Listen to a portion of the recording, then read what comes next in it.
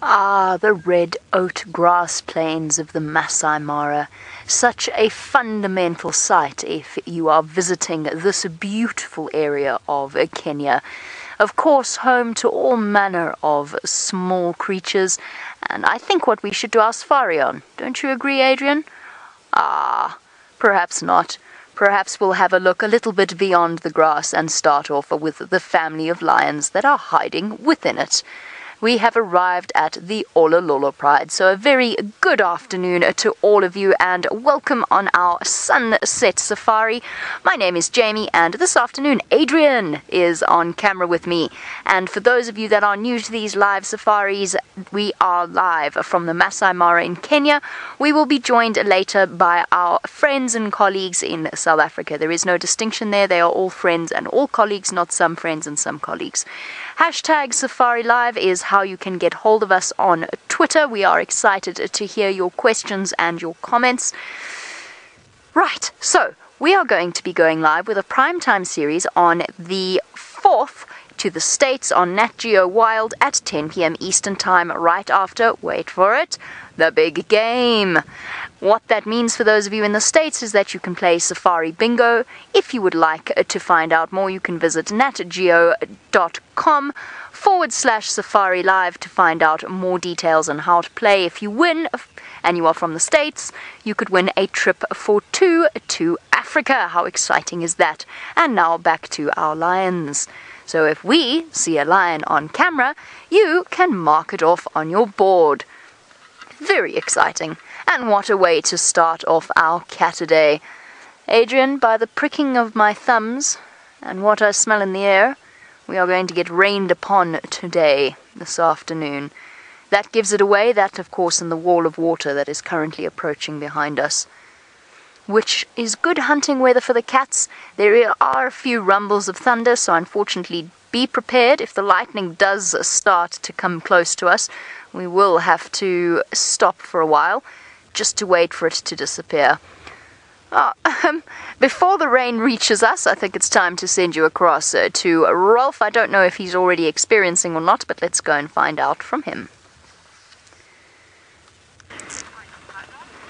Thanks, Jamie, and good afternoon, everybody, and welcome aboard once again for a wonderful sunset safari.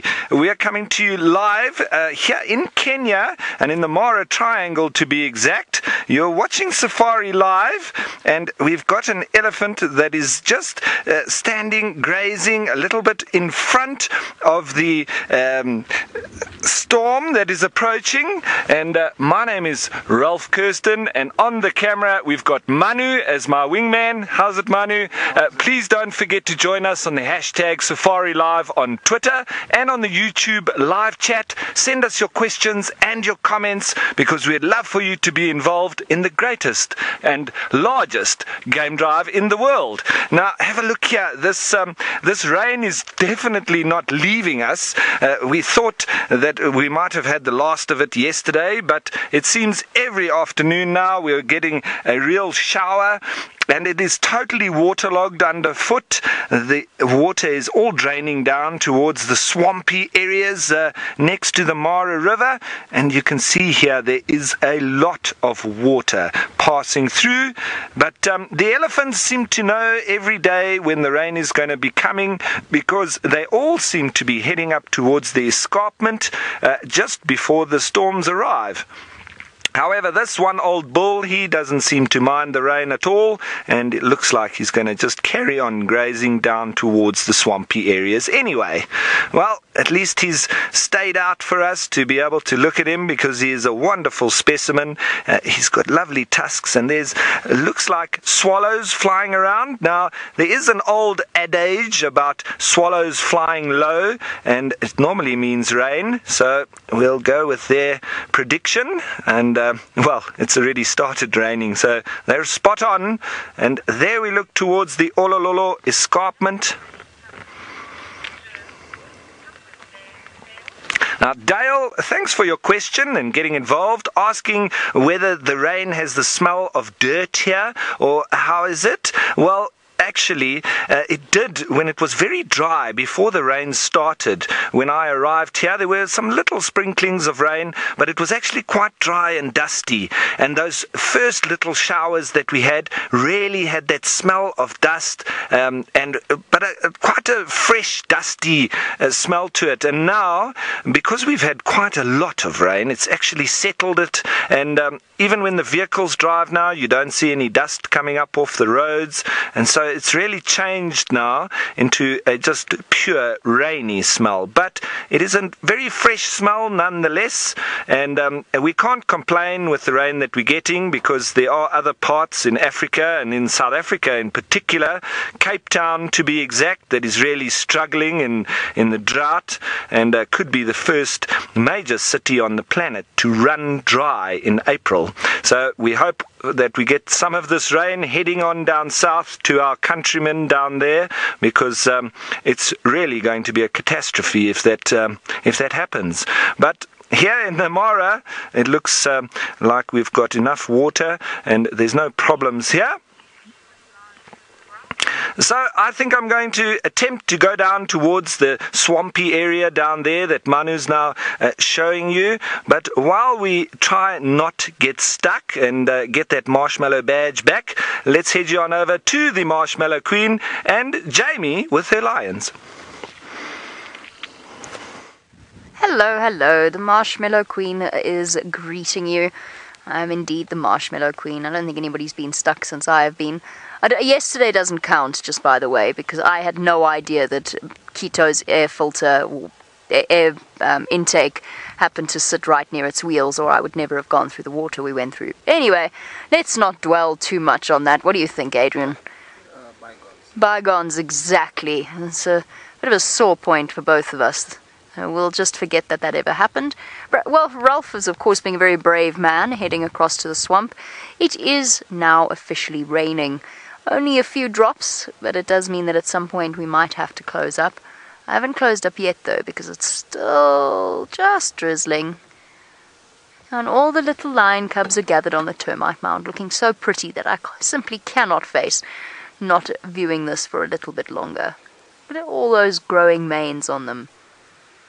Look at all of you little boys, all gathered together. Oh, trouble, right there. For those new viewers who are unfamiliar with this particular pride, I always, when we first sort of meet up with any animal, if I know them, I like to give a little bit of background on them, just so that our new viewers can acquaint themselves as quickly as possible with whichever animal we're seeing. So this pride is the Olololo pride. If you would like to know how to spell that, it has quite a few O's and quite a few L's. O-L-O-O-L-O-L-O. Ha. Yes? We'll go with it. Adrian's nodding. I said it so fast you might not be able to correct me anyway. And this is the Olololo pride. It consists of 4 lionesses and 13 cubs. As far as I know, and I have yet to have a chance to double-check myself, 9 of the cubs are young males, which of course puts an exceptional amount of pressure on these beautiful lionesses. Not only do they have to feed themselves in the green season, they have to keep the teenage boys well fed, which I think all mothers of teenage boys know just what a task that is. They really are very good-looking lions. There are very few ugly lions, but the Olololos are quite breathtaking. There's something very elegant about them. I don't quite know how else to put it. So at the moment, what I mean by green season, we are of course in the Masai Mara, and what that means is that once a year the migration rolls through, which brings with it over 1 million wildebeest, a couple of 100,000 zebra, as well as a couple of Thompson's gazelle thrown in for good measure. And it means that when they are here, all cubs are coming slowly, all coming through. Look at that. What it means for the lions is that during the time period that the wildebeest are here, which is around about July, August, September, they have plenty of food available to them. There is so much for them to eat that they actually end up killing and not even feeding on the animals they've killed. There's another male, just to add to the collection. Then, of course, the wildebeest return back to Tanzania, and it becomes a little bit quieter around here, particularly where we are on the slopes of the Olololo escarpment. They've been surviving on the odd topi, lots of warthog for them, which isn't really enough for a growing boy, is it? They're going through that gangly stage now. Chat Noir, you say such pretty cats. Very pretty cats indeed. And the Mara has a way, I feel, of enhancing somehow the beauty of whatever it is you're looking at, because it's just got this stunning scenery, this breathtaking backdrop. Oh, I must remember that one. I'll save it for use in future. I mean, how's that? The rolling hills, the open plains, the stark trees in the middle of nowhere. Okay, not those. They're in the middle of a forest. But you get my drift. Everything does feel incredibly enhanced somehow. Photographer's dream, I imagine.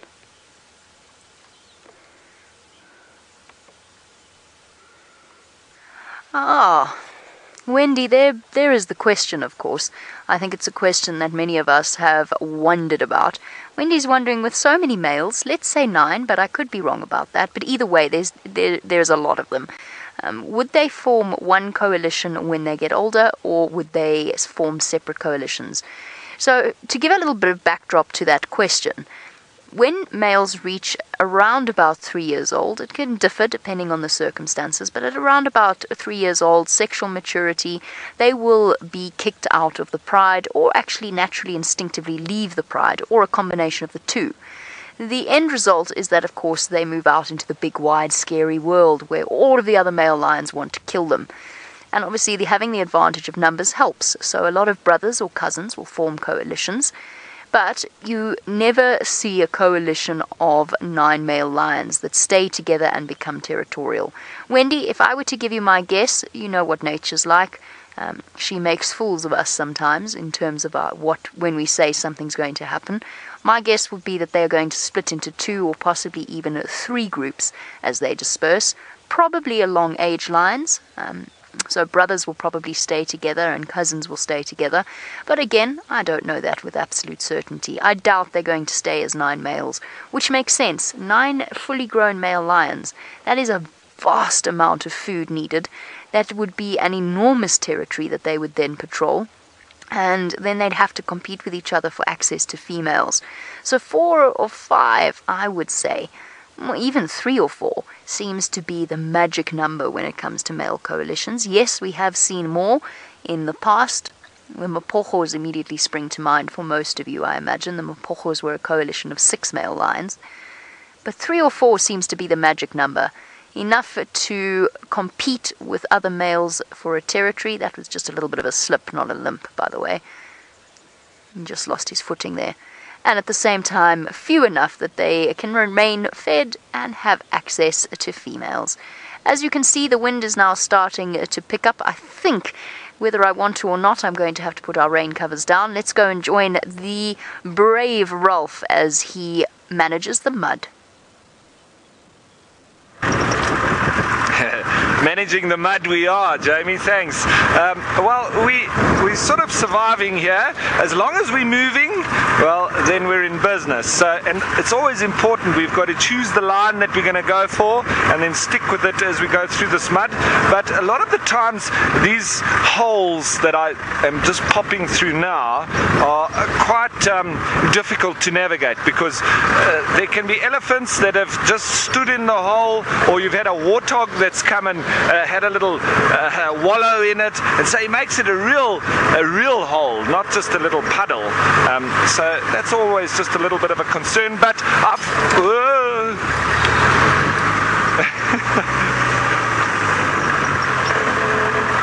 Now, Scarlett, you want to know if it usually storms every day in the Mara? Well, Scarlett, I'm still working out the whole weather systems here because I've only been here a little while. But according to all the locals and people that have lived and grown up here, it seems that January is pretty much the month when it's supposed to be quite dry. Now, I chatted with some of the other locals as well, and they said that last year the rains came, or the big rains came rather late, And now this year it seems like they're coming rather early. So sometimes you do have that sort of cycle of 1 year it's late, next year it's early, but there is definitely a change in the air. This is supposed to be quite dry at this time of year, apparently, according to the intel that I have gathered. But it seems, well, we're living in the proof of a very big rain starting to come now, and on a daily basis. So it's like those high felt thunderstorms in South Africa around Johannesburg, where in the summer it gets very hot during the morning and midday, going into the later afternoon, where it really builds for thunderstorms in the late afternoon. And that's what it seems like it's gotten to now at the moment. So very wet underfoot, the ground is now sodden, the water table is obviously full, so all the rain that's coming now, we've got surface runoff, it's running towards the rivers, but it's also filling up all these marshy, swampy areas, and as you can see, lots of standing water. So it's not necessary for the animals to have to go down to the river. They can literally get their water from any of these little puddles that we are driving through. But it does make for a little bit of hazardous driving, as you can't see if there's a hole in the water.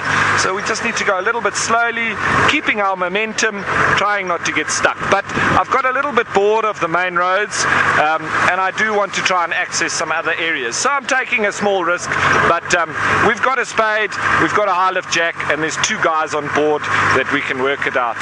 So we'll continue, but as you can see, there is a lot of water, and this looks like quite a rough section, so hold on to your seats, everybody. We might be going for a little bit of a bouncy ride.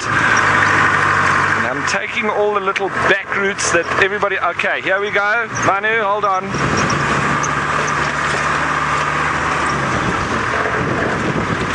Okay, everyone, so just as I try to navigate this particular section, it's going to get quite bumpy and it might make you feel a little bit nauseous. So let's head you on back to Jamie and watch the lions in the meantime. The lions are watching something else while we're watching them, or at least they keep glancing in that direction. A lion's eyesight is... Oh, there, is that what they're watching? Is that zebra? No, those are rocks. A lion's eyesight is not as good as human beings if we were to compare them directly. We've got a greater depth of color vision, we see far more color, and we are able to pick out better detail. But at the same time, lions' eyesight is really well geared towards movement, and they've got their hearing and their sense of smell to complement it. So what that means is that often I've found predators have spotted a potential prey animal before I've even realized that it's there. And that's simply because that's what they're designed to do, that's what they're geared towards. I'm pretty sure I could see an impala in the back. Yes, I can. There's a whole... Bear in mind, I'm not seeing what you're seeing. I'm looking with my eyes. I can see impala at the back. I also saw some warthog on my way down, so that means that that's what they're scoping out as a potential meal. Now, what they'll usually do is they'll usually wait for dusk as night falls to go and set off on their first hunting mission. But I've seen these lions in the Mara hunt at all times of the day, and in particular when there's weather like this. Unsettled, windy, cloudy, rainy weather gives them a distinct advantage over the animals that they're after. So we're actually going to try and stay, I think I'm going to spend the whole drive with the Olololos. It's been quite a long time since I've spent an entire drive with a pride of lions, and I would quite like to do that again. I think we're going to spend the entire afternoon going into evening here and follow what they get up to. This is a special pride to me. It was the first pride that I spent large amounts of time with when I first arrived in the Mara. You can see obviously the wet conditions. Great breeding ground for flies, hence why the lions are currently covered in them.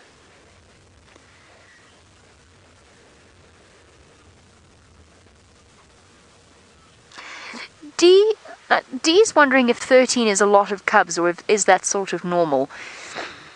It is normal. It's obviously not unheard of, and it's well within the average for... What is she seeing? Sorry, hold on 1 second. Hold that thought, Dee. I wonder if they're not watching the warthogs that were running around. I can't see anything yet. Dee, sorry, as the lioness's body language relaxes just a little bit, we'll keep an eye on what they're after or what they're watching.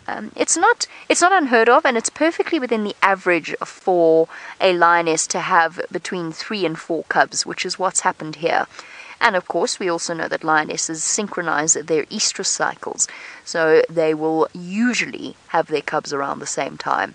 It is quite a lot, though. The fact that they've got all of them all together at once, all 13 of them, and that all 13 have survived to the point that they've reached, I wouldn't say it's rare, but it is pretty uncommon to see this many cubs between so few lionesses. Let's take our Nkahumas, for example, on Djuma.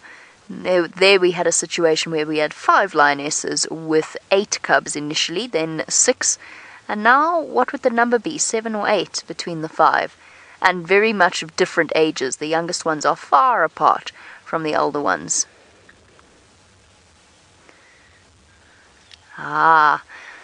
I have been wondering where Madame McCurdy was this afternoon. It's not like her to be tardy.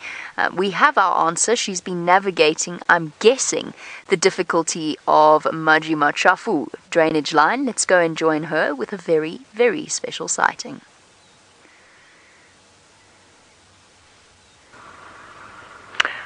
Hello everybody. I'm hoping that this is going to last, as we are being attacked left, right and centre by all sorts of gremlins. However, I think it's because there is a massive storm between where I am and perhaps where Jamie and Ralph are, which could be interfering with the communication a little bit today. However, as you can see, there are some rosettes hidden in amongst the leaves, but they are rosettes nonetheless, for the Saturday's sassy sunset safari. Pretty cool. I think that's quite nice. Now, hopefully you're not going to lose us. So let me quickly do this. Hello again. My name is Taylor McCurdy, and on camera with me is Craig, and we're hoping that we're going to get a better view of this leopard. So let's have a look at her while we've got a chance. Now, unfortunately, it's not the great position, and she's looking to the right as we speak. Oh no, there we go. There's a little bit of her face, but we're sitting right up on the edge of a drainage line. Now, this leopard is known as Maji Machafu. It's a girl that all of you have seen before. For those of you who are loyal fans and have been watching for years and years, and especially since the beginning of the Mara days, you would have known she's one of the first leopards that we sort of got familiar with. Not necessarily always putting her on camera, as the spot that she likes to hang around is not too great, but we've managed to get ourselves a view. Now, the best view is actually down in the lugger, but we'll take it from up here. And when we arrived, she was fast asleep. She was all curled up, and now something has caught her attention. And there were some impala rams wandering about.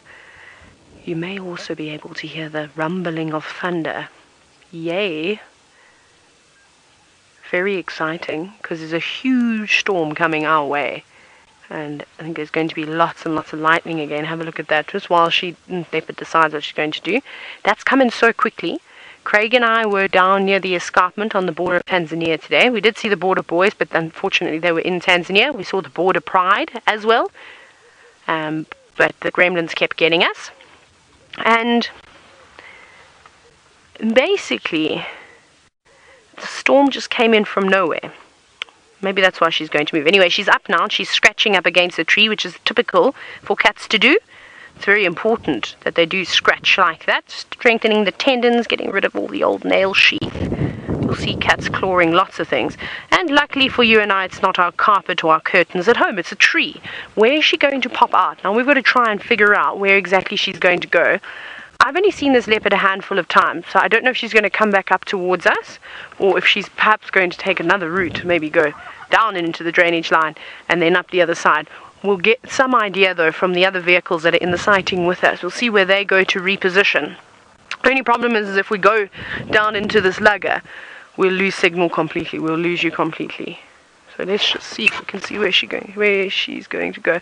I have a feeling she might be moving back. Everyone's still taking pictures. I'm just trying to see. Should we have a look with the binoculars as well? Maybe I can see some rosettes moving. Megan, are you still there? Sorry, because I'm not able to hear any of your questions. I can just hear when you beep the radio.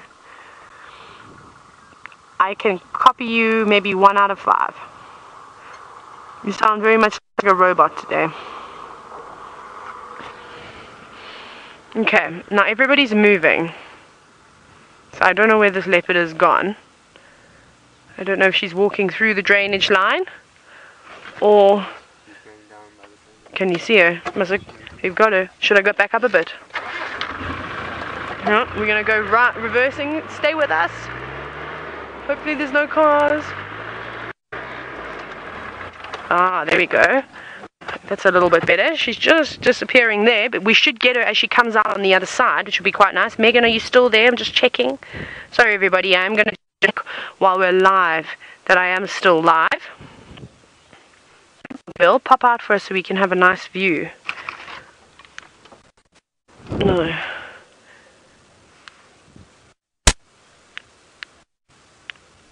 Megan!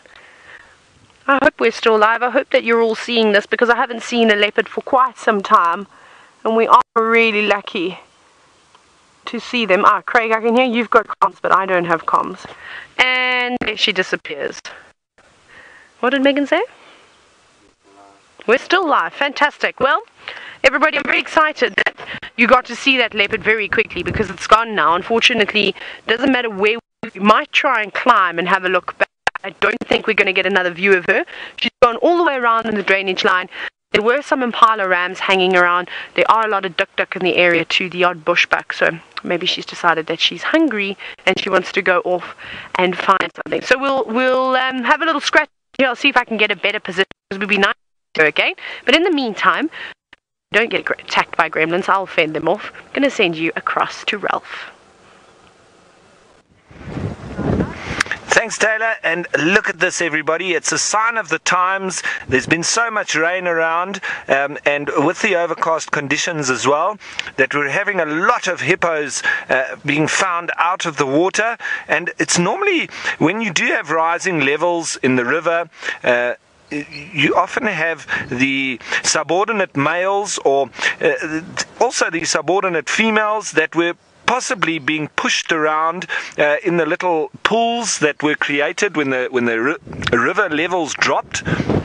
They can then start to come out now and wallow in random little pools and places that they wouldn't normally be able to access. And at this time, they're able to actually get away from dominant males and possibly pods that are not tolerant to some of the individual animals. But it's always wonderful to see hippos out of the water because we don't often get to see them in their full glory. And look at this one, got a full mouth of grass, but they are often also a little bit nervous, even at a distance of vehicles and so on, because they're normally out at night and pretty much left to their own devices, so they don't really get habituated around vehicles and people, etc. And generally they are more nervous out of the water anyway. It's not really their real element. They come out and feed and then go back to the water. David, you want to know if hippo are territorial on land? Well, David, they can be, and the dominant males, they do go out of the water and they mark their territory on random little bushes next to pathways and roads, and wherever they normally use, whichever route they normally use to their grazing area, they will mark that, and so they can be slightly territorial over those areas, but we don't often get to see any sort of territorial battles or anything like that because mostly the hippos are down in the water. So it's only at night when they come out, and they can then obviously have a little bit of altercations between each other. But generally, the hippos are quite relaxed when they're out of the water, except when there's people in close proximity with vehicles and so on, as I've said. But this one now starting to relax and starting to graze again, that's always a sign of being relaxed. Now, Dale, you want to know what is a hippo's eyesight like? It's not too bad, Dale. I think it's a little bit less than that of a human's. But once again, with most animals in the wild, their biggest sense is normally their sense of smell, and I would not put it past hippos that they would also have the best sense being that of their nose. But they can see reasonably well, and if you walk up to the bank where hippos are, regardless of which way the wind is blowing, they will definitely see you quite clearly. And then they can sometimes even come up to the side of the bank where you are if they want to push you away. Lots of snorts and grunts and calling, especially from the dominant bulls. But they use that little short stubby tail of theirs, which is very fleshy, to spray their dung onto the bushes that they walk past. But you wouldn't have subordinate animals marking. They generally spread their dung all over the place, and they do it in the water as well. And so it is wonderful to see hippos out of the water. I really enjoy that.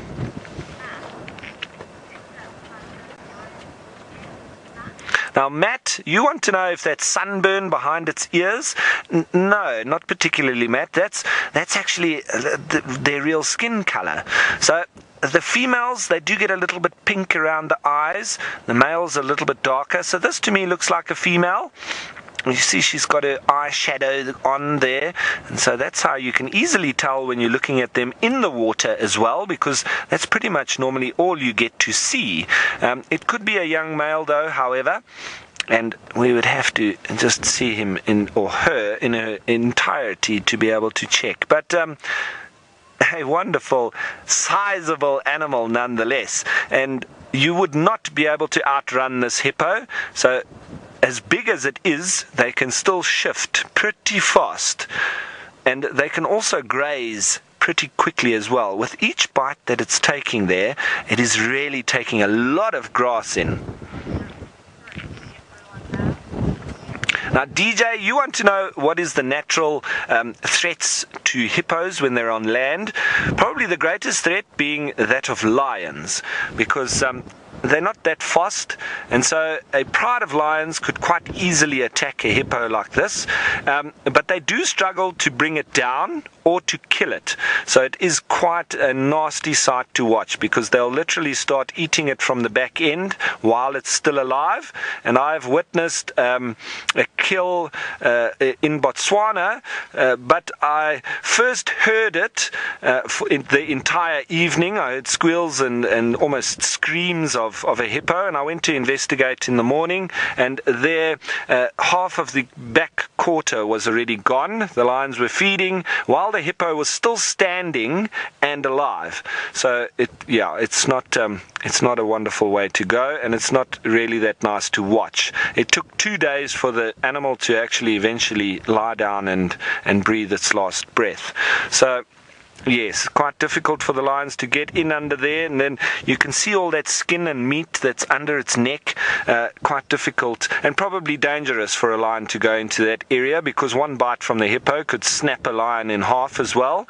I've seen them snap boats in half. So a lion definitely running the risk of getting killed there. So they literally all hang on the back end and start eating it, and eventually it will die of exposure and stress and shock eventually, because they're not even into the vital organs by the time the animal is dead. But it does take a long time, and as I say, not very nice to watch or hear. So we were speaking of lions and predating on hippos. I think I'm going to make my way down to the swampy area and see if there are any lions or leopards around and try catch up on the Catidae. But while I do that, let's head you on back to Jamie with those olololos. The olololos are having a little bit of a nap. So I thought, well, since Ralph has introduced the topic so beautifully on the subject of dangerous aquatic animals, I thought, I've decided I have sufficiently recovered from my bad day yesterday in order to share the story with you, because I think you might find it quite entertaining. And if you don't, well, lions are not up too much. Gives you a chance to think of your questions on lions. So, here's what happened. I'll start at the very beginning. First thing in the morning, I said to Adrian, we need to try and take the most sensible route. We can't take the main road because we won't have any signal, therefore we can't be in the safari. Oh look, there's elephants behind this lion. And so off we went, slipping and sliding all over the place, which has become our standard expression to describe the driving that we do. And we had to take a certain route because we couldn't take any other route. And I thought it would be the best route for the best possible crossing, because I knew there was a rocky crossing there. Anyway, long story short, there was the crossing. Hello, Eddies, in the forest. Long story short, there was the crossing. I could see fresh tyre tracks from where somebody else had driven their vehicle that morning and got through it. And it was not a stream, let's not exaggerate. It was a river. It was a proper flowing river. But I've driven through far, far worse. So the trick, of course, is to keep up enough speed that there's a wave, so that the water doesn't actually affect the car. Which was what I thought we'd done, and we entered it with a fair amount of speed, knowing that it was concrete, not too deep, and the next thing the car just cut out in the middle of it, obviously because it had now got water in its engine. So I stopped the car and switched it off. Well, I didn't have a choice, it was off, and I now know that you can't, well, I knew then that you couldn't turn the car on or try and start it because it only makes the problem worse. And so there we were, stranded. I'm frantically thinking about how to call someone because we could not have been further from anywhere if we'd possibly tried. Fortunately, at that point, Adrian had the wherewithal to point out that my feet were underwater because the water was flowing up against the doors. It had started to come into the vehicle. I should, at this point, while the lion is doing a really good job of cleaning itself, I should at this point out that we have a fair amount of broadcast equipment in the back of our vehicle, along with 5 12-volt batteries that sit on the floor. And my feet were underwater, and the water was rising, along with a whole host of other electronic equipment, and not a soul in sight. Eventually a car comes along. I'm trying to make every phone call under the sun. No one's answering because that's how these things work, and the water is getting higher and higher. And I'm trying to think of a plan to get us out of here. And eventually a car comes along, and they wave at us, and they find a way across, and they wave at us some more. And he says, "No, you've got to come to us, and we'll take you to the lodge, and you can negotiate a rescue team." So I look at the water, and I think, well, and I just want to insert my own disclaimer here. Please don't ever do this. And he says to me, "Just roll up your trousers. You'll be fine." So I slide off the front of the bonnet, basically to hip deep in the water, muddy water, and pick my way across the rocks, trying desperately. It must have been the most absurd image, because I was trying desperately to walk on water while not walking on water, and not falling on my face with my phone in my pockets and my jacket rolled up under my armpits. Why Adrian did not video this, we will never know. But I think at that point it had dawned on poor stoic Adrian that he was to be left behind in the car in the river, because I had to make sure one of us was there to move the equipment if we needed to. So I waved goodbye to Adrian, who had stoically resigned himself to his fate, shouted to him that he must just stay still if anything comes past, and off we went. I then make my soggy way into a very fancy lodge, into Ashnell's, with my covered in water and mud right up to my hips, and I squelch my way through their guest area to the manager's office to say hello and please can you help me. And they then say, "No problem, why don't you come and have a cup of tea, you can relax, don't you worry, we'll get everything sorted out." And in the back of my mind I'm thinking, but I've left Adrian on the car because I didn't want him to wade through the crock water. Now Adrian's messaging me saying it's raining, so I'm picturing rising waters. I'm imagining that we're going to come back to find poor Adrian standing on the roof. Eventually, after I've had my very nervous cup of tea in the damp, trying to phone every person I can possibly think of, we get a rescue team together. We go and pull the car out. The mechanic takes one look at it and says, "No, nothing I can do."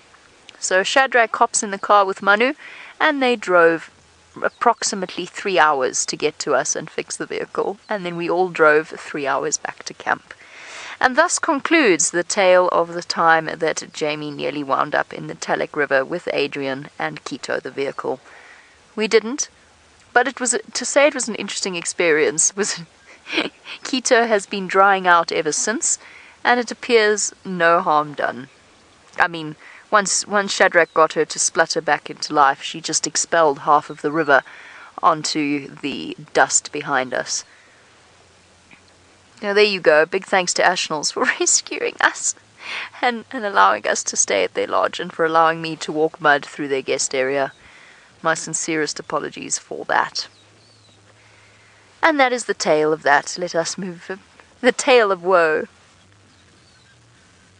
I know, but Adrian took it very stoically. Adrian, apparently lots of the viewers feel desperately sorry for you that I abandoned you. I'm so sorry. I didn't see an option there.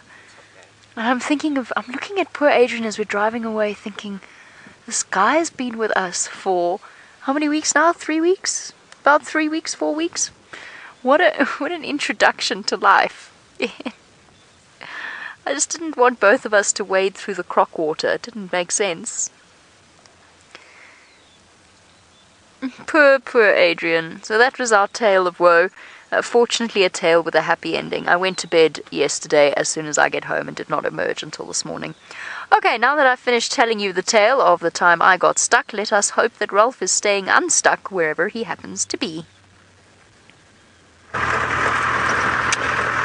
Thanks, Jamie. Yeah, we haven't got stuck yet because we are being a little bit careful, but don't worry, I do know what it's like to be stuck, and Craig and I spent just a little bit over 5 hours stuck in a lugger as well, so we know all about that, and it's nothing to be ashamed of, because like I always say, if you're not getting stuck, well, you're not trying hard enough.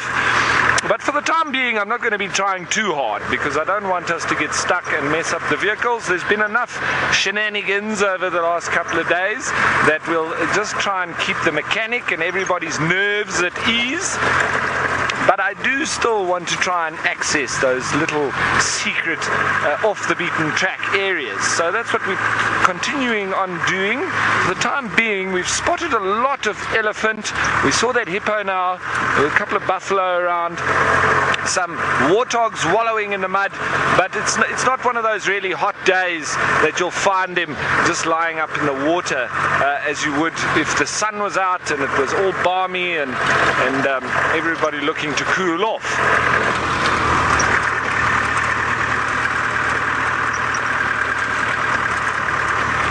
First lady, you want to know if the Mara is ever flooded? I'm pretty sure that this sort of area here and all adjacent to the Mara River has flooded. I'm not too sure if they got similar systems that we got in South Africa, because I know around 2010 as well as 2013 as well, we had massive floods in South Africa, and it was such a huge system that I wouldn't be surprised if it came through here as well. But looking at this sort of marshy, swampy area, it does lend itself to looking like a real floodplain type area. Even though the elephants have assisted in pushing back the vegetation, the soils, the cotton soils that we experience here also lends itself to the fact that it could be floodplains. So I believe it probably has. I would just have to find out a little bit from the locals exactly when. But the Mara River obviously originates in the highlands, the Kenyan highlands, so it runs for about 250 miles and empties itself into Lake Victoria in Tanzania. So it's not an extremely long river per se, but it's got a lot of tributaries, and even here the Olololo escarpment and everywhere as it goes along would obviously be collecting and growing that real big stream that is the Mara River itself. Lots of surface or high surface runoff, so I do believe that it would flood quite easily, because you can see the fluctuating levels of the Mara River as well. It happens quite quickly, and with, I would say, even a week's worth of rain that we had last night would definitely start filling up this area here. Now I'm just approaching some buffalo and elephants, so let's stop in with them and see how they're getting on. Just see what's happening out here over the plains towards the marshy area. There's lots of buffalo around here. And of course we've got the trusty egrets who are just moving along with them as well. We don't want to disturb them too much. Buffalo can also be quite skittish, even with such a massive frame that they do have. But this seems to be, once again, just some of the old dugger boys, the older bulls that get left behind by the herd. So they're joining their little groups, just still keeping that safety in numbers as the elephants walk through in the background. Staying on a little bit of the higher ground, because those little babies do run the risk of getting stuck in the mud, and I've witnessed that quite a lot, where elephants are quite wary when it rains a lot, and they know the places which could be conducive for the little babies getting stuck in the mud. And in Namibia, with those ephemeral rivers which are pretty much dry all year round, when there's a lot of rain, the elephants leave those areas immediately, because they do know that the babies run the risk of dying because they get stuck in the mud there. So after it's rained heavily in those particular areas, they all go for higher ground, and then they start to access different areas, and also having to eat different vegetation, digging up roots and pushing trees over to get to those roots, digging up bulbs, etc. And now you can see, as the storm starts approaching, once again all the elephants are heading in droves back towards the escarpment. So you've got this little mini migration every day of the elephants coming down from the sort of base of the escarpment area down into this lovely lush marshy swampy zone with lots of good nutritious grass, and then they head back towards the base of the escarpment once more when the approaching storms are coming through. Quite lovely to watch, nice and peaceful. You wouldn't think that there's a real electrical storm just behind them, and that's heading straight our way, with the way that it is so calm and quiet. Well, they say the calm before the storm, and that's exactly what we're experiencing now. A little bit of a breeze, but you've got that real electric feel that something's on its way. I almost think if I took my hat off now, my hair would start standing up, like it does when there's a lot of friction in the sky and electric storms are approaching. You know that you do need to be careful if your hair starts standing up on end, because you might get struck by lightning. That means there's a lot of friction in the air. It's like if you take if you rub your head and then you make it all full of friction. If that happens naturally, well, it's a warning sign. So be careful.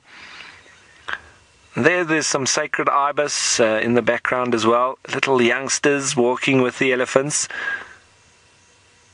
Wonderful. That one's all full of energy, isn't he? Nice and cool. And we also saw a couple of young males playing a minute ago. These two are at that wonderful age where everything's a game. And they stop and explore everything, all their surroundings, everything's new. I love watching them when they're that age. Everything just seems so much fun. And they're forever charging things and putting their ears out, and even a guinea fowl will get it.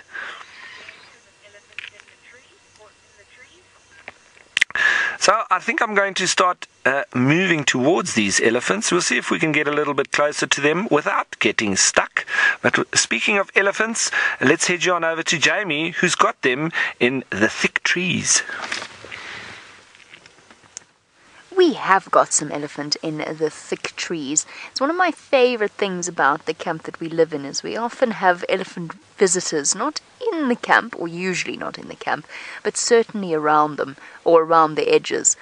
And they seem to love these, I wouldn't call them forests exactly, but these treed areas around the various drainage points off the escarpment.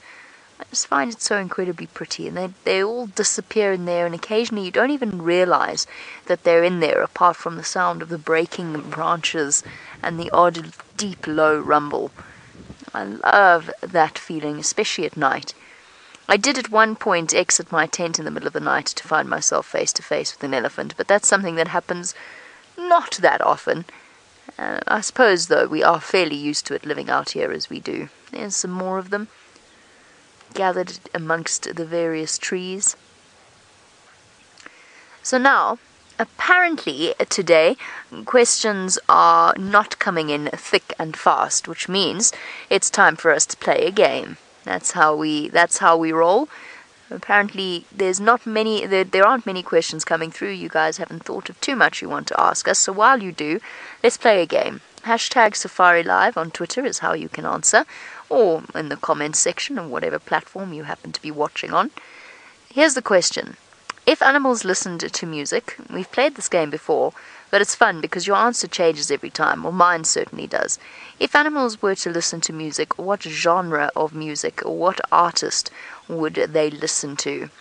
Now, I remember originally saying that elephants would listen to classical music, and I think with their long memories and their long attention spans, possibly even something like Wagner, possibly the entire deal. But I don't know. Perhaps they listen to Beethoven. Perhaps I'm entirely wrong and they actually listen to some obscure hip-hop band. Hashtag Safari Live on Twitter is how you can send that through. What type of music do different species listen to? Well, speaking of elephants, of course ours are quite far away. Let's go and join Taylor and find out what she thinks her elephant would listen to if it could. Well, Jamie, at the moment our elephant is listening to the sound of thunder. And then of course it goes very quiet, but I'm waiting for the next crack. There it is. Beautiful. He's walking straight towards the storm. He's very brave. I'm trying to avoid the storm at absolute all costs. Craig has said he doesn't want to get wet this afternoon. He's just washed his hair, and this kind of weather makes it frizz. So, you know what Batman says goes. But anyways, he's a lovely bull, just feeding out in the open plains. And I'm not sure where we're going to go from here. Like I said, we're trying to avoid the storm. We've got a bit of a gap at the moment, so hopefully we'll still be able to take it. But he doesn't seem to be bothered by the storm whatsoever. I mean, the thunder's still rumbling. There's flashes of lightning here and there. And earlier, Craig and I came across a beautiful herd of elephants, which we were hoping to show you. But again, the silly gremlins were so naughty. They were having a mud bath. Well, they had been having a mud bath. And it was that storm that was coming from the escarpment was moving in quite quickly. They were terrified of us. They were running away from us, and then when the thunder would crack too, they would move away from that. So it's interesting how storms affect animals differently. And normally, they don't seem to bother by it at all.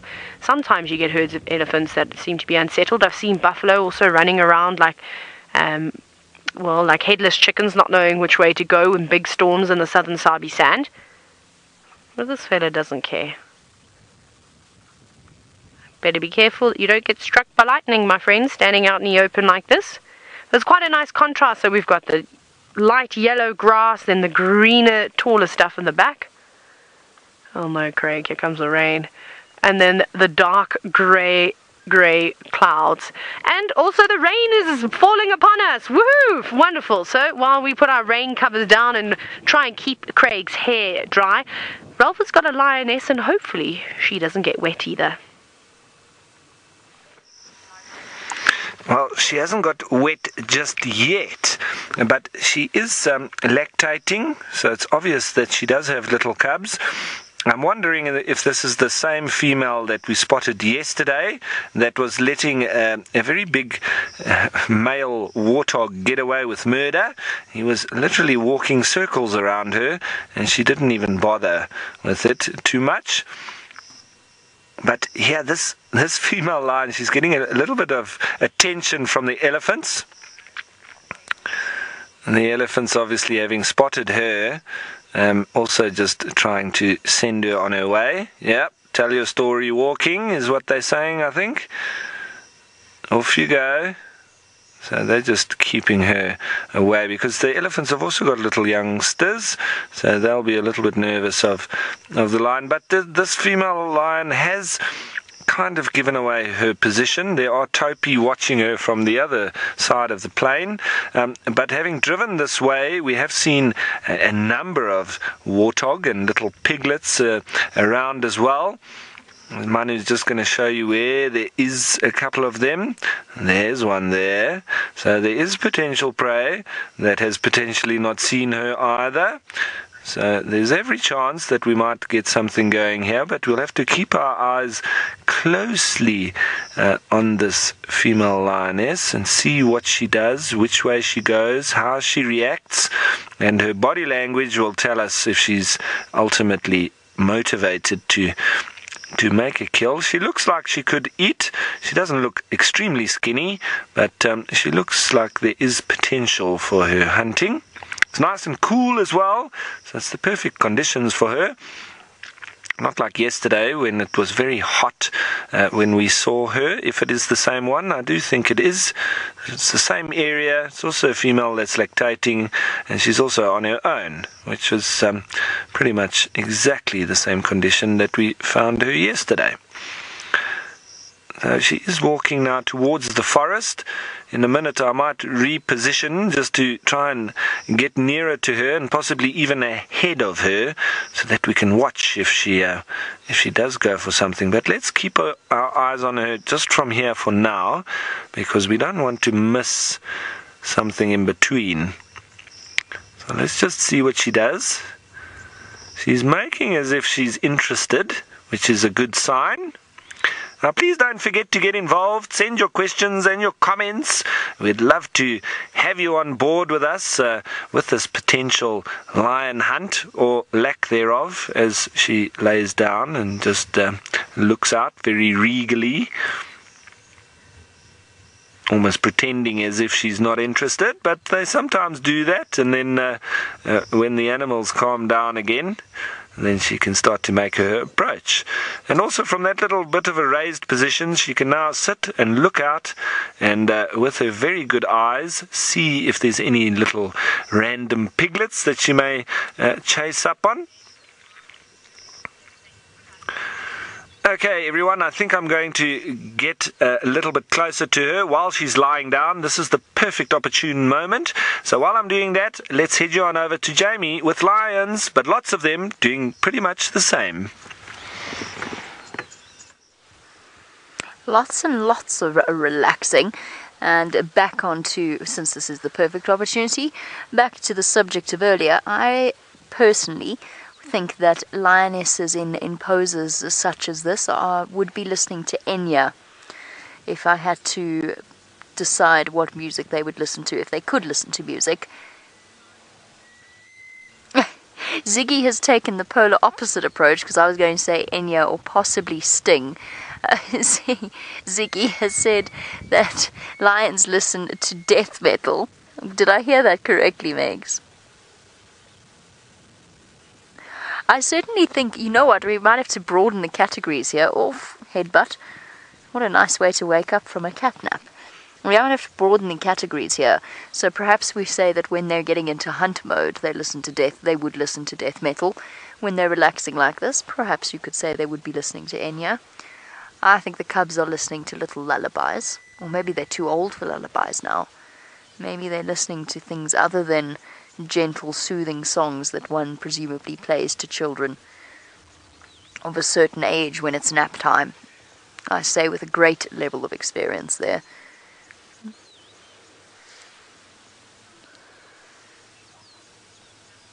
Mrs. Lapwing says that lions listen to whatever they want. Well, yes, absolutely. I guess that is 100% fair. There's another good proposition. I've always felt that hyenas listen to a South African band known as Die Antwoord, and I'm sure somebody somewhere would be highly upset with me, but that's what I see. Meg says she agrees with me. Please feel free to Google Die Antwoord, but not if you are offended easily, because they are quite they were well known for shock tactics. Now Diane thinks that hyenas would listen to the Beatles. Actually, I can see that, you know. Listening to something like I Am the Walrus, or Lucy in the Sky with Diamonds, or one of the stranger ones like Glass Onion, with that contented smile that they get on their faces when they're relaxed. I like it. I could see it. Oh, no, I can't get that image out of my head. The beetles is such a broad spectrum one as well. She's not impressed. I've given her the sneezes. Aye, there we go. Ziggy's gone down the path of the puns and thinks that the giraffe would listen to high notes. Absolutely, I agree. Or possibly the high highs is another one that giraffe might listen to. And for some reason, Taylor Swift springs to mind as something that giraffe might listen to. Or the No, you know what? Serval. Because Serval are most definitely trendy cats. Serval would listen to the obscure bands, indie bands that no one's ever heard of. Or liked them before they got cool. Like they liked the Lumineers, but now they've become a bit too mainstream for them. That's what I think of Serval.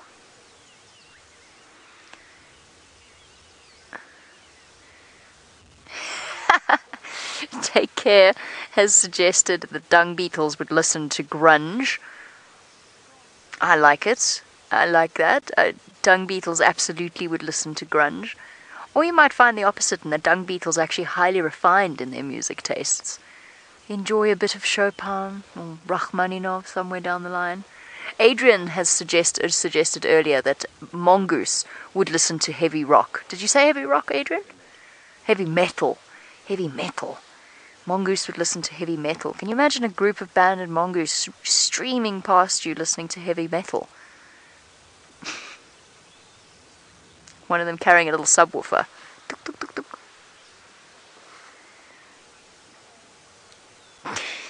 Touché, Project. Project has suggested that elephants would like jazz, given that they, already know how to play the trumpet. Brilliant. Brilliant. I didn't think of that. You get bonus points if you manage to include a pun somewhere along the line, or some clever connection to the animals, because I enjoyed that. Trumpeting their way, they do the trumpet solos. That's what elephants are actually doing when they trumpet like that. They're trying to learn to play jazz. They're inspired. What would crowned cranes listen to? Ziggy is on form. Unfortunately, I didn't hear what Ziggy said. Sorry, Megan. I know that Ziggy's on form, but I don't know what they said.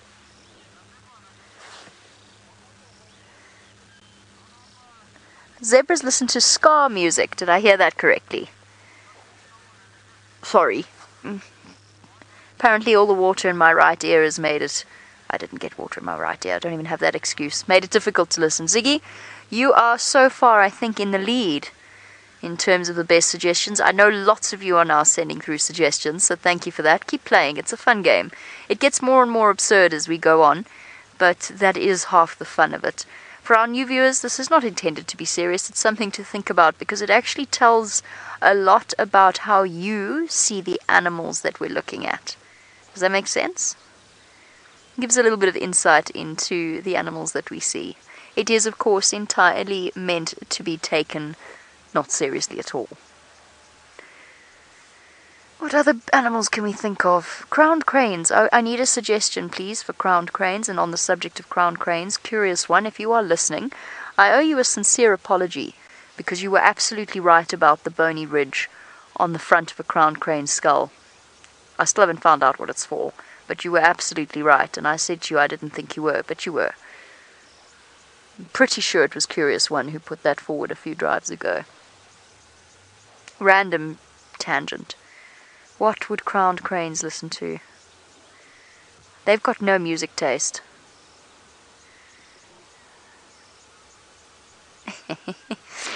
Dr. Rob, you say that crowned cranes would listen to mid-70s David Bowie. Actually, I can see it. There's just the right amount of extravagance within them. Ziggy Stardust, you're letting us down there. I'm surprised that suggestion didn't come from you. Or does Ziggy not play the guitar? And some zebra. I think they listen to the white stripes. What do you think? Definitely. Megan is groaning down the radio. Oh, come on, there must be a better one for zebra. Rack your brains. Think of some more suggestions. Let's jump across to Taylor, who has rejoined us. Let's go and join her with an animal that listens to the hi-his. Jamie, you are a very funny young lady. That's all I have to say. Oh my goodness. And all of a sudden our giraffe is stampeding. Why are they stampeding away from us? Perhaps it was that crack of thunder. We have got about 3 different storms coming from all sorts of directions. And I think they're going to meet. So hopefully we're not going to be in the middle of the storm. All the oxpeckers flying from tower to tower. What a beautiful sight.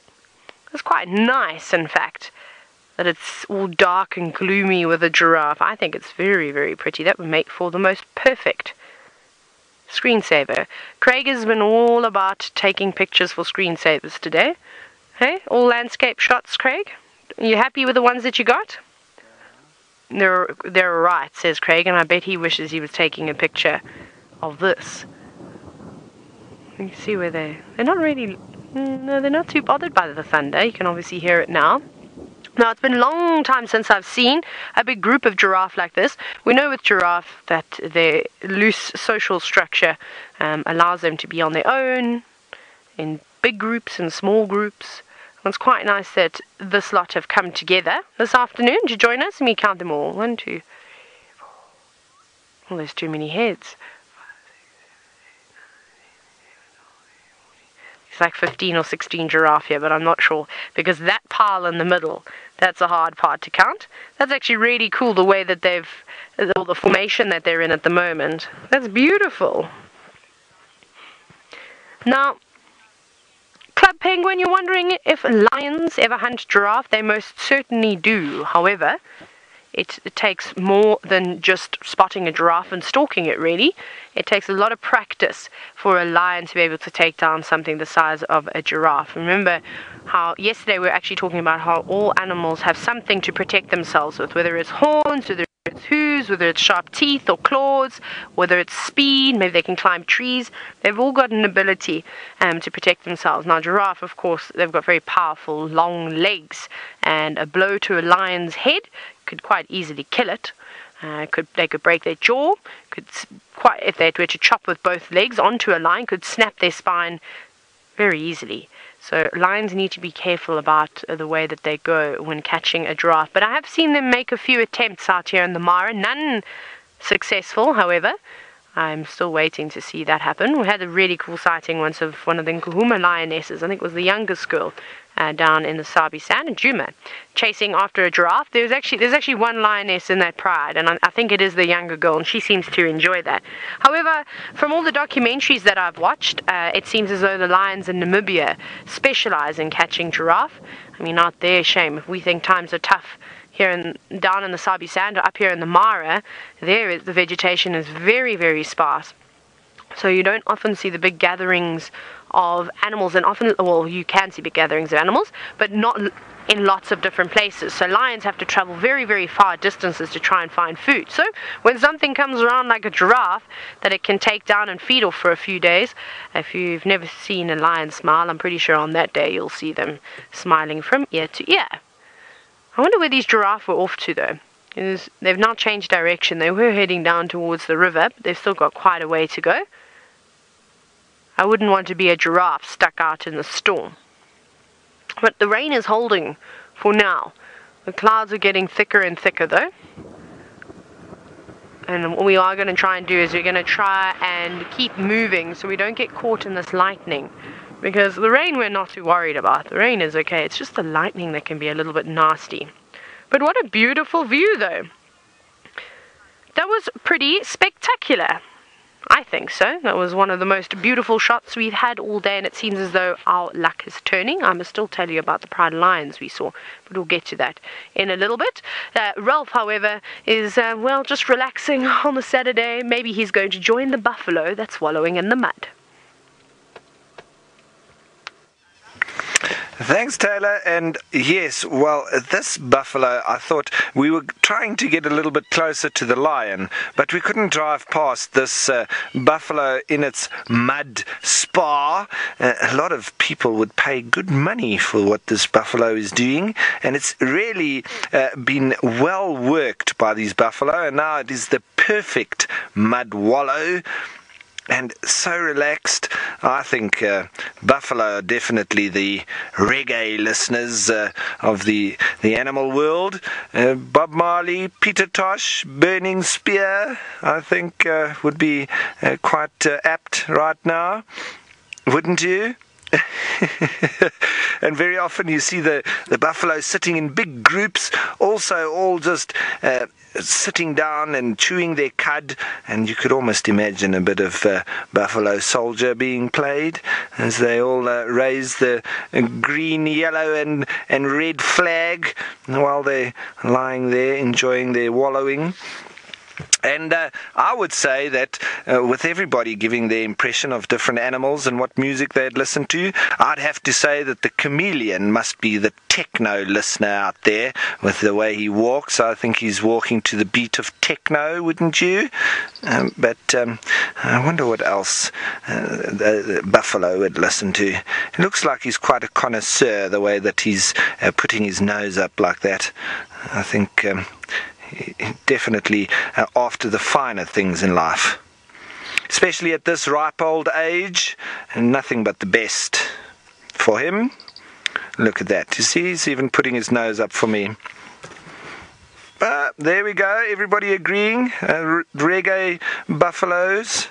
I think nothing else than that would be paired up with buffalo, especially the old Duggar boys like this. Maybe the younger ones in the herds would listen to a little bit of harder reggae, if something exists like that. I don't even know.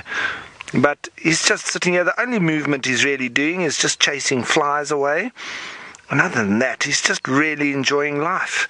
And I do need to drive past him to get to where the lion is, but she's still lying on a little termite mound, so I didn't want to disturb him just yet, because I wanted to show you how hard a buffalo can chill, if you could say that, because they really do relax well. And this one, not a care in the world, because there's not really any lions that are hunting buffalo in this particular area. Now, Joy, thanks for your comment saying that this is the happiest buffalo you've ever seen. Well, look at him. He's just about buried himself in this mud wallow, and he's got it all over him and quite happy. I'm sure he probably spends the entire night there. Wouldn't put it past him. Probably only leaving to go grazing a little bit. Ah, Joy, you saying that buffalo could listen to Beethoven? Yes, I think that might be right, especially when they're a little bit older like this. Maybe the breeding herds and the youngsters listen to reggae, and the older ones then move on to fine whiskies and Beethoven. Yeah. Definitely, but like I was saying, these buffalo don't really have too much to worry about. They're not really being persecuted by the lions at all. In different places, I've seen buffalo being very skittish because of the pressure of lions, and quite similar to in Djuma. Don't really stay in one place for very long.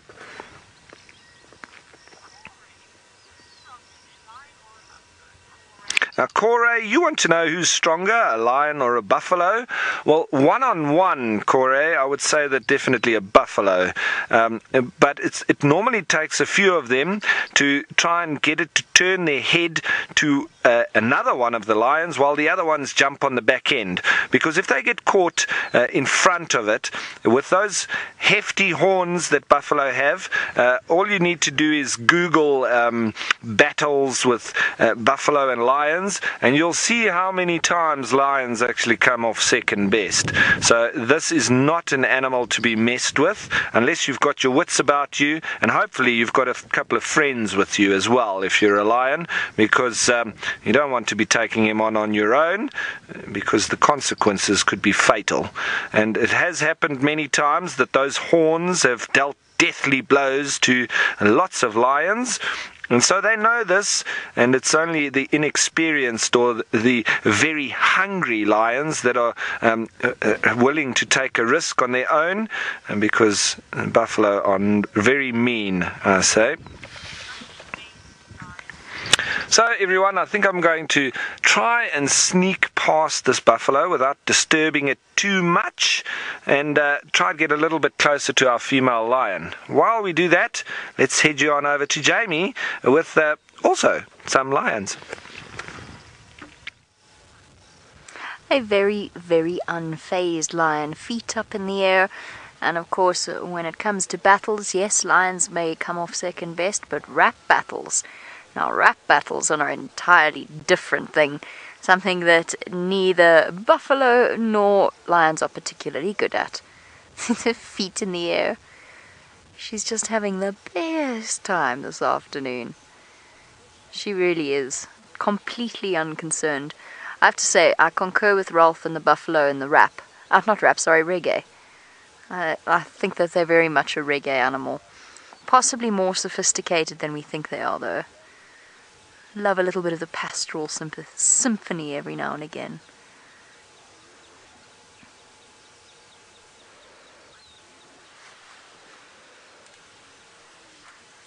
Dale, there is indeed such a thing as a white lion, although all lions have white bellies, just like the one that lioness was showing to us a moment ago.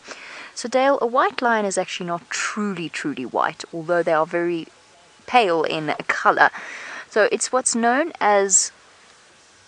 Oh my goodness, the word just went out of my head. Leucistic. It's what's known as leucism, which is similar to albinism, but not quite as drastic. So albinism is the lack of a complete pigment, and you'll find that there's no colour at all in albino animals, unless they've acquired some colour from the dust and sand around them. Whereas leucism, there is a little bit of colour retained. It is a very rare gene. It is a recessive gene, which basically means that both parents need to be carriers in order for it to be expressed in their offspring, and even then, you're looking at it not being very common to find in the wild at all. White lions, in inverted commas, are found in a place called the Timbavati, or the Timbavati region in South Africa, that is bordering up against the greater Kruger area, and actually not far from where our South African crew will be joining you from in a few short minutes. There's also a white lion that popped up a little while ago close to the border of Mozambique in the Kruger. It's very, very rare because obviously white is not a colour that is advantageous in the bush. It makes the skin more sensitive to the sun. It makes them more obvious when they're hunting. It is not a gene that is selected for. There are people that suggest that white lions need to be bred in order to keep their numbers up, because they suggest that they're actually an endangered species, a different species of lion, that we somehow need to propagate those genetics artificially. Something I disagree with. I believe that those genes, they don't need to be propagated artificially, just like those of the king cheetah don't need to be propagated, provided, of course, that people aren't going and stealing white lions out of the wild for pets, for trophy pets, essentially. But no, they don't. I don't believe that they need to be treated any differently to any other lion. Nature will select as nature does. We don't need to go inbreeding white lions in order to promote that gene. And inbreeding in cats, while they are certainly resilient to it for the first few generations, promotes all sorts of discomforting issues for them once you get to sort of 3-4 generations down the line, possibly even 6 generations. You'll start to see very asymmetrical faces, very weak joints, weak hips, an expression of a type of dwarfism. It has all kinds of all sorts of negative effects.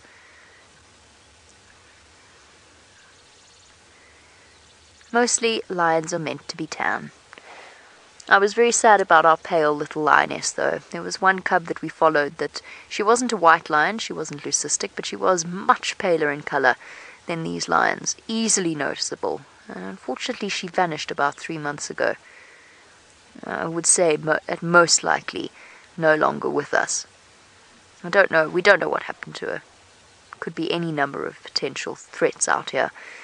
Now, these lionesses are working hard to raise 13 cubs, and to be honest, most likely, statistically, not all 13 are going to survive. It's one of those unfortunate realities of life out here. Very high mortality rate for the youngsters. I have to say, I think the storm has missed us almost completely. Let's go across to Taylor, who apparently might not have been quite as lucky. Let's see if she's managed to survive. We're surviving, Jamie. You won't believe it. We didn't have to put our covers down in the end, because Craig and I decided that we could try and make it to Serena in the morning to fill up with fuel. We'll give it a skip. So we took a gap. And so far we're winning. We're still just following this gap as it snakes along the Mara River. So, hopefully we will stay dry. I'd like to try and stay dry. We've had some very soaking afternoons. Yesterday we got quite wet as well, and some big downpours. So we saw a pride of lions that I haven't seen for such a long time. And I don't know what their name is. I've heard some guides talk about them and call them the Serena Pride. They kind of hang around between Serena and the BBC lugger. They're quite a big pride too. There were lots of sub-adults, about 6 sub-adults. Most of them actually looked like females, which was quite nice. And then I saw 2 lionesses and a male. There could have been more. There could have been a whole lot more, but they were in a non-off-roading area as well. And there were silly gremlins. Can you believe it? Pesky gremlins. I feel like they're around more when we have the big storms. Oh, and then another thing. You know, while we're just having a drive and chat, a DNC. Yeah, that's what we can call them from now on, DNCs.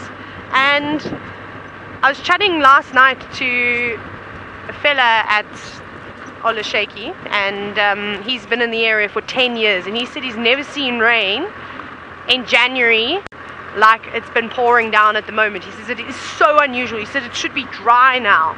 So that was quite interesting to hear how all of a sudden the weather patterns are starting to change. It'll be interesting to see what happens in the next 6 months. I don't know how excited you are all about it, but I am. Although I won't be here to see the change, which is quite sad. Anyways, be back in South Africa doing bushwalks again. Can't wait to get back out on foot. So I'm not really sure what else we're going to do. I don't know where Ralph is. I think Ralph might be in the marsh, if that's correct. Jamie, I don't know where Jamie is. She's somewhere in the triangle. I think I'm going to go along the river road. I think we'll go all the way along the river road, just because there seems to be a lot of bird life and things along this road for us to look at. Who knows, maybe we see the Magoro Pride. They could be around the corner. But somebody that's already got lions is Ralph. Let's go and see what his lioness is up to. Yes, and we're continuing on with our Cataday theme. At least I've been able to reposition a little bit closer to this female. But she's not looking like she's overly excited about going to chase down one of these little piglets that we spotted in the long grass. I think she's making for a bit of a snooze, but we'll wait here a little bit longer and see, because as you see there, she can quite quickly just perk up her ears, open her eyes and start stalking. She keeps looking out, and so if she spots something, we might be in business. See there?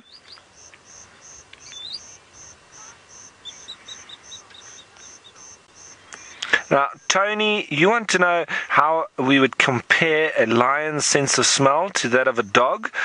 Tony, I think that a lion is probably got a stronger sense of smell than most dogs, but I don't think that they've got stronger smells than the hounds, such as the bloodhound and the basset hound. Those dogs, we're talking 300 to 400 times the strength of a human smell, and they can pick up individual smells as well. So that is incredible. But If a lion's is pretty much half that, well, it would still be stronger than most dogs, and obviously 150 times stronger than that of a human's. So they do have very good smell. They've also got reasonably, well, actually very good eyesight and hearing. So their senses are all acute and really designed for zoning in on prey, and especially at night, which gives them the upper hand over some of the other animals. And that's the best time for them to hunt, because it does give them the upper hand and make things a little bit easier. But it doesn't put them out of hunting during the day as well, especially on a day like this when it's nice and cool. But we have even seen them hunting in the heat of a very hot day, so it's not impossible, but they are more comfortable doing it on a day like this or at night. And the reason for that is they've got a very high heart rate as a result of very fast or high metabolism, and that helps them be able to digest the very heavy meat protein that they feed on. But it does then obviously run the risk of them being easily exhausted when it's very hot because of that high heart rate. But at the moment, she's not even breathing fast, so it's very easy to notice when a lion is panting and breathing very heavily, that it's either very hot or they've exerted themselves, or having fed. They will also be panting after a big feed, because a lot of energy needs to be going into actually digesting the meat that they've ingested. But she's looking very beautiful nonetheless, and full of muscles, a real killing machine. Now, we just want to see her putting her skills into action, because the last two hunts that I've watched her, if it is the same female, which I am pretty sure it is, she's really let me down, actually, and I was really rooting for her both times. She got very close to a warthog the other day, and it was almost like she didn't get out of third gear. She almost let it get away, and so I wonder if it was just that the motivation wasn't quite there. But we'll wait and see. Maybe she's a little bit more motivated today. For the time being, she isn't, and she's just happily lying on a little bit of a raised termite mound. That's very nice. Now, Dale, you want to know about those lines around the lion's eyes and if they serve any purpose. That's a very good question, Dale, because you see how white it is when she turns back and we get a nice close look there. It is very useful for them, because look at that. Just above the eye there's a little bit of white, but most of it is below the eye. Now, that is that assists the lions in reflecting all the light into the eye, especially when they're in low light conditions such as at night. And one of the reasons why they are able to still see during the night, obviously they've got a very acute eyesight added to that, but those lines do help in reflecting the light into the eye and makes for good night vision. So very good question, and absolutely that is very useful for the lions. So while we sit here and just hope that a little piglet tickles her interest, let's head you on over to Taylor. Sorry, Jamie, I've got it wrong once again, with her lions as well. No problem, Steve. I know how it goes. It's tricky remembering all these different names. On a different subject entirely, Steve actually has arrived safely in the Mara. That was entirely intentional. Steve has arrived safely in the Mara. He is happily ensconced up in our camp and hopefully resting up after his long journey. The ensconced reference I've been repeatedly making ever since in one of his drive reports. He very validly pointed out that I used the word ensconced on a school drive for 6-year-olds. Entirely valid, but I've been trying to do every single link to him in the past using the word ensconced. I'm not sure how well it worked. I'm not sure if he's realized either, so we'll find out tonight when I chat to him. There we go, our lioness, lovely lioness, laying on her back, enjoying the cool breeze. I thought I saw some baboons earlier, but they've now vanished away from where they were. I think they've moved into the tree line. Which of course begs the question, well, what would baboons listen to? Adrian, of course, has pointed out that gorillas would naturally listen to the gorillas, but with a Z. And he is absolutely right. That is what gorillas would listen to. As for baboons, some serious gangster music. Is that what we concluded? Oh, you said monkeys. But let's go with baboons. Baboons and gangster music.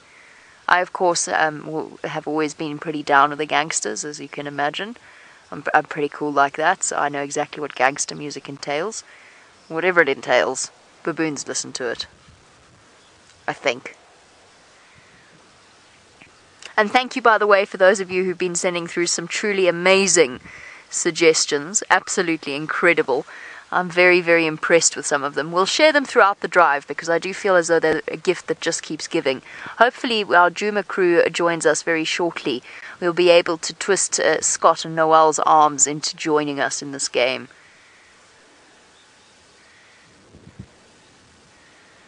Now there we go. Speaking of them, let's go across to Scott to find out whether he'll play the music game and what he thinks his elephant would be listening to.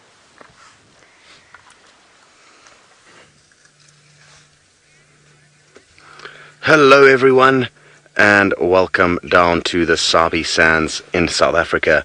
My name is Scott, and I'm teamed up with Dave on camera. As you can see, we found some elephants, and they're currently busy listening to Bob Marley. And the reason why I think they are looking or listening to Bob Marley is because they are such chilled animals that I think reggae is or at least one of the applicable genres that elephants would listen to.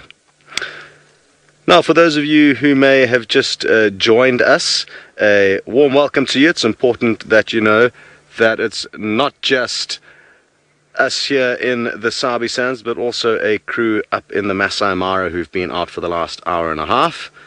And I'm told that some of the animals up there have also been listening to Bob Marley. It seems to be the theme, or at least some reggae. It was Ralph's Buffalo, and I couldn't agree more. I think buffalo and elephants alike will both like some chilled reggae. So we've got some good prospects for this afternoon. This morning we were desperately trying to seek out a leopardess and her cub who was kind of missing late yesterday evening, and we were all quite concerned about its health and safety. But this morning out on tracking team on bushwalk, we did manage to find some tracks of the mother and the cub in tow. So that's some promising signs, and hopefully we'll be able to track them down this afternoon. We've got a good idea where we think they could be hiding out. And there was also the Nkuhuma Pride of Lion moving through the property, as well as one of the Birmingham male lions, one of the dominant male lions from the dominant coalition in this area. So lions and leopards are about, as you can see, some elephants are about. It's a warm afternoon. About 34 degrees Celsius, which is just into the 90s Fahrenheit. Thankfully there's a cool breeze blowing, so that's assisting in keeping us cool. And I'm guessing that the waterholes are going to be quite a hot spot definitely worth checking in on this afternoon. I think Noel, who's also out in the Sabi Sands this afternoon, will be heading towards the Chitwa waterhole, and hopefully she gets lucky with some action over there, but I'm sure she'll update you on her exact plans a little bit later.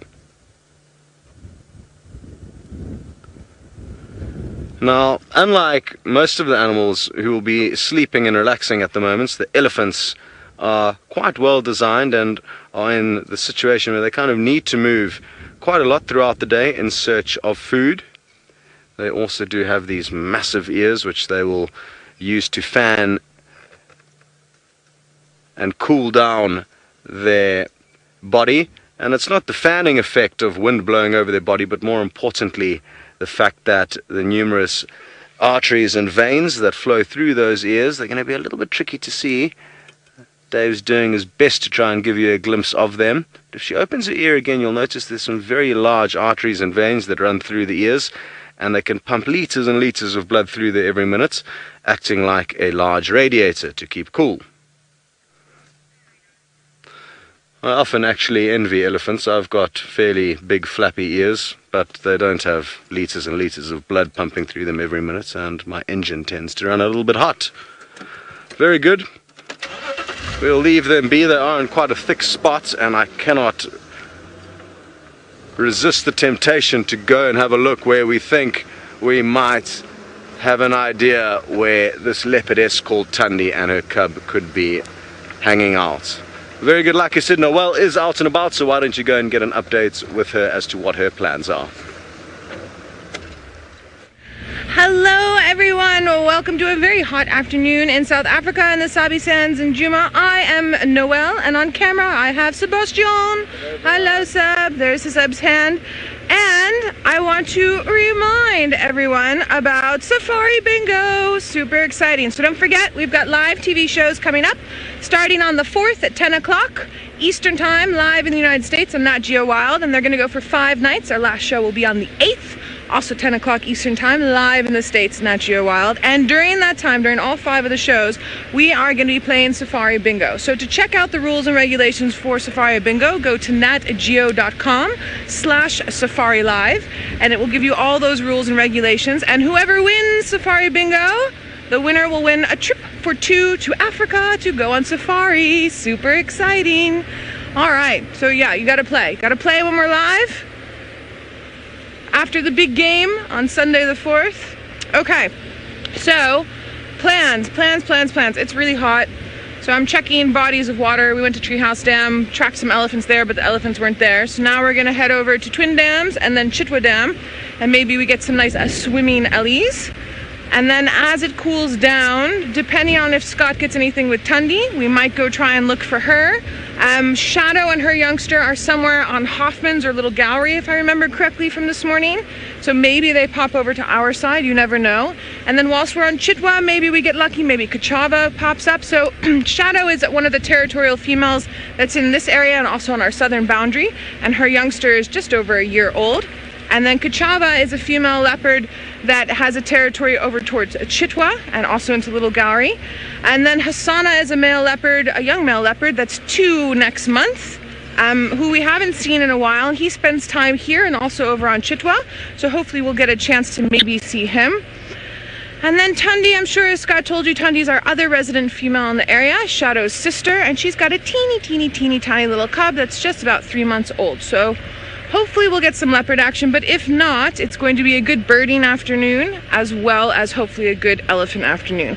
Then if there's anything you all would like to try and find, please let us know. Don't forget we're live and interactive, hashtag Safari Live on the Twitter or on YouTube chat. Send through all your questions and comments. We love them. All right, more elephant tracks. There has to be some elephants around here. I'm seeing lots of fresh stuff.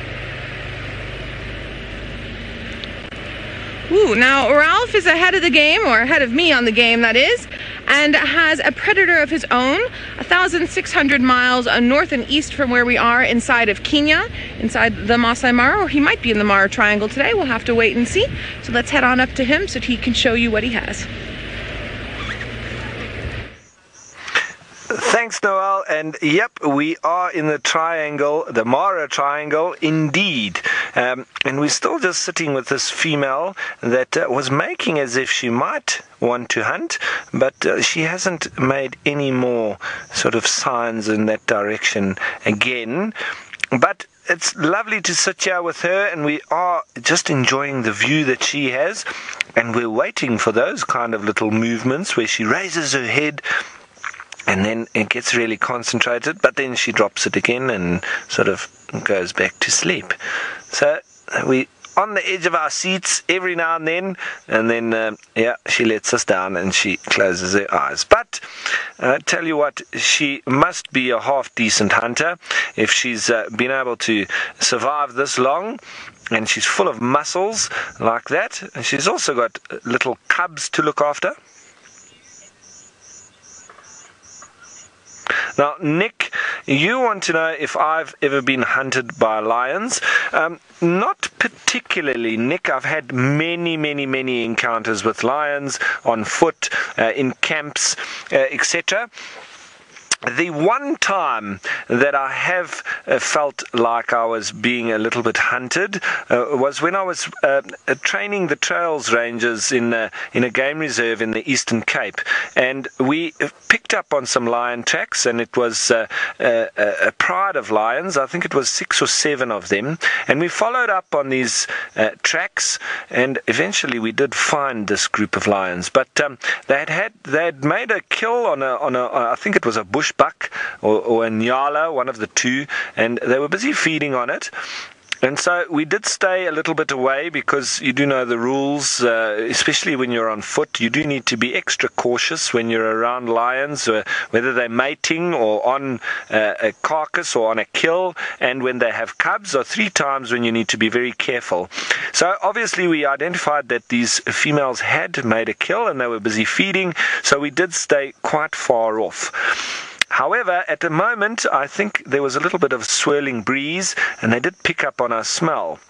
And one of the females started to come in our direction, so I very quickly turned the group around and started to get the whole group out.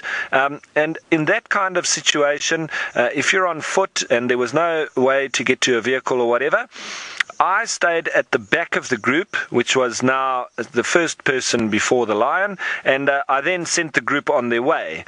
So the backup trails ranger, he was now leading the group, and off he was taking them out to safety. And I was staying at the back just to obviously take the danger head on, but I was also backing away. But at a moment, I sort of saw her clear through the thickets, and she was stalking me. So I backed up a little bit, and she kept stalking, and at a moment I just shouted at her. That stopped her, and at that moment I then picked up speed in my walking backwards, but then she did start coming again. So, and she really went low to the ground, and she started stalking me. So the next best thing that I thought of was just to kneel down, grab a big rock and throw it at her, and that diffused the situation completely. She got a big fright when the rock landed next to her, and she just about ran back to the rest of the pride. And at that moment, when she turned around, I also turned around and rejoined the group, much to the excitement of everybody. You know what adrenaline does to everybody, and everybody was very chatty and happy that they had managed to survive the situation. But everyone was happy in the end, and nobody got hurt, and that's how we like to keep it. So there was the only time that I've really been stalked by a lion, but it might have been that she was almost trying to get rid of competition, like she would do if it was a hyena or a jackal coming to try and steal her very prized kill that they had made. So she didn't want to share the meat with us, and that was maybe why she was coming to stalk me and chase me away. Well, it worked, but I also had to just chase her back to the food that she was defending.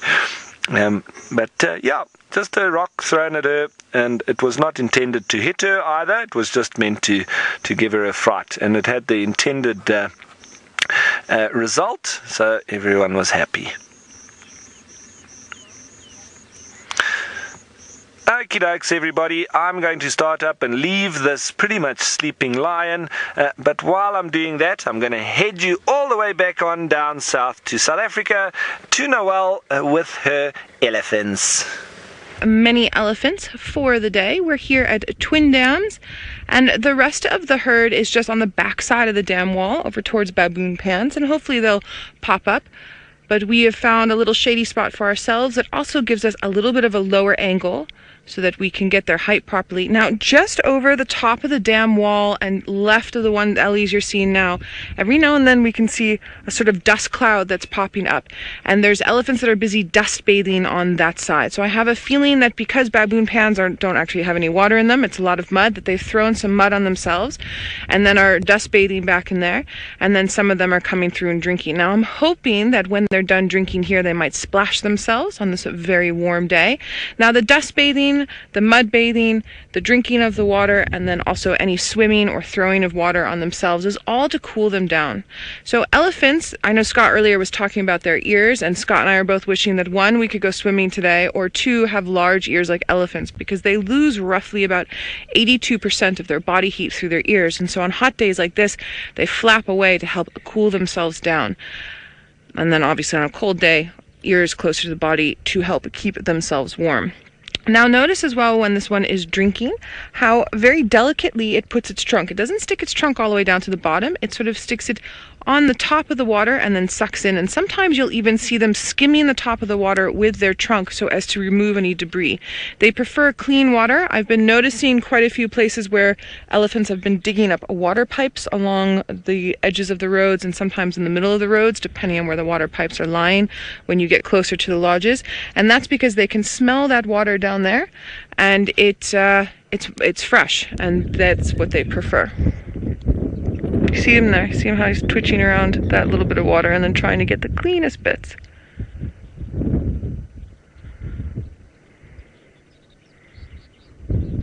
Now these two teenagers are busy having a little bit of a wrestle on the side. Max, you're saying elephants are your favorite? Max, I agree. I also really love elephants. I never get tired of viewing elephants. I find them both hysterical as well as extremely calming. I enjoy them a lot. I agree with you. And I like them in a vehicle, and I also like them a lot on foot. Especially when they're two young ones like this and they're busy wrestling and playing around. It reminds me of what my brothers and I used to do when we were kids and then early teenagers. Although my brothers got much taller than I did very quickly as we went into teenage years, and it then wasn't really wrestling, it was sort of pig pile on Noel.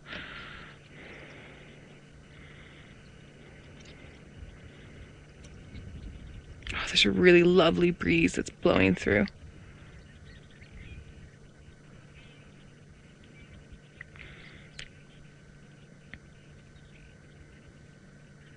There's this one that's, there we go, just in front of its feet there, there's a little blacksmith plover, blacksmith lapwing, that's sort of running away towards its mate. There's now 3 of them away from the feet of the elephants. You see that there? They're trying desperately to stay away.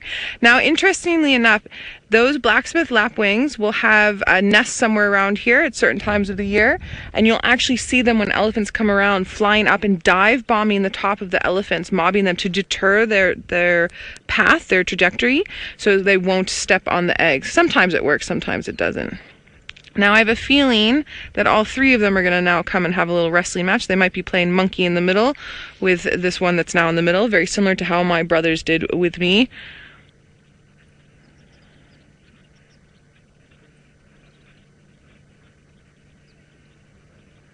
Oh, we might get some mud bathing here. So notice how they've come away, that one in particular that's on the right hand side, it's come away from where it was drinking and has come to the opposite end, and then it's a little bit muddier down here. This would be the inflow of the dam, and possibly, oh no, she might move around a little bit more. I was hoping she was gonna, it's nice and muddy there, that she was going to use her feet to slush everything up and then throw it on top of her, but I think I was premature in my hopes. But that's okay, we'll keep an eye. There's another elephant that's popped up on the dam wall, coming to enjoy the fun.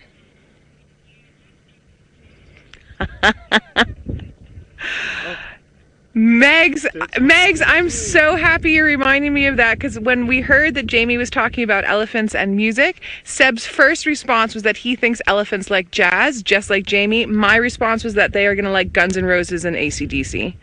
That's what I think elephants would like.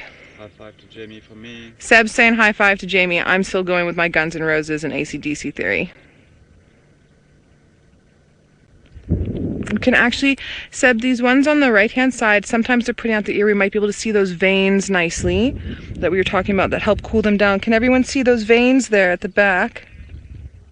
So that's those big veins that you can see there. That's what's pumping the blood flow in and out. So hot blood flow is being replaced by cool blood flow to cool themselves down.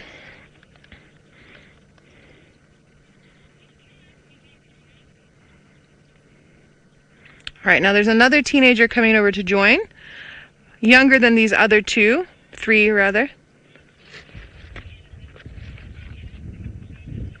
Robert, you're curious to know how many muscles elephants have in their trunk. Robert, they have between 40,000 and 50,000 sets of muscles, from what I've read and know. But I'm sure you can find some small discrepancies in there, but that's roundabouts what they have. So just under 100,000. So I believe it's something like, if I'm remembering the last paper that I read correctly, closer to 85, but not over 100,000. Okay. Now our elephants have managed to cool them down themselves a little bit. The rest of the herd is moving away from the dam. So we're going to keep heading over to Chitwa, but let's head on up to the Mara to some very flat, lazy lions conserving their energy. They are indeed conserving their energy while the elephants on Djuma have been splashing and taking a bath with Noel at Twin Dams. So you've missed some really high action scenes here. The lion's paw twitched. At one point one of them rolled over, and every now and again I thought I saw a tail flick, but I could be mistaken. Oh, everybody hold on to your seats. She's moving. You're giving her tummy a good scratch. Good, jolly good rub. Stretching out a foot. And sleep. Oh, no, we're exposing belly to the air again. They've had a meal quite recently. I don't know what it was. I don't know if it was a big meal or a small meal, but they've got quite round bellies.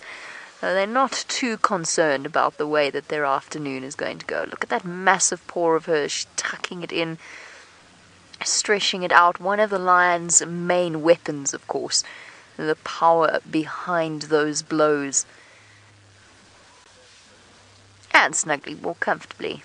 Ah, yes. Thank you very much, Meg, for reminding me. I know that Ralph was telling the story of being stalked by the lions. I have a tale involving these exact lions. Now, I don't for the life... I'm actually not 100% sure if she was really stalking me or not. I don't know. Essentially what happened was we were following them one evening, and we actually had 2 vehicles out. Couldn't find them. It was during the time when they were staying in exactly one place, and we were following them pretty much every night, and that night we'd gone down and we couldn't find them. So I'd done a whole loop of the area, which just goes to show never make too many assumptions about what is around you. And it was pitch black, but it was no, it wasn't pitch black, it was a full moon night. Sorry, it was coming up to a full moon night, so we had a little bit of light.